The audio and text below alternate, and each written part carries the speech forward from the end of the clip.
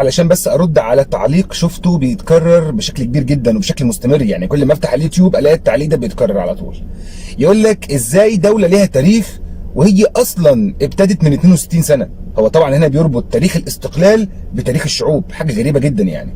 عايز اقول لك ان بهذا المنطق اللا منطقي اصلا يبقى هناك بعض الدول تاريخها لم يبدأ بعد، لانها ما زالت مستعمرة الى الان، يعني لم تستقل بشكل كامل، في بعض المناطق فيها ما زالت محتلة.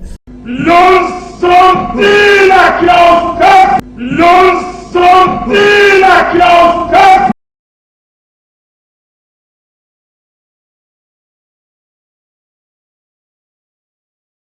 عايز اقول لك ان بهذا المنطق يبقى هناك بعض الدول تاريخها لم يبدأ بعد، لانها ما زالت مستعمرة الى الان، يعني لم تستقل بشكل كامل، في بعض المناطق فيها ما زالت محتلة.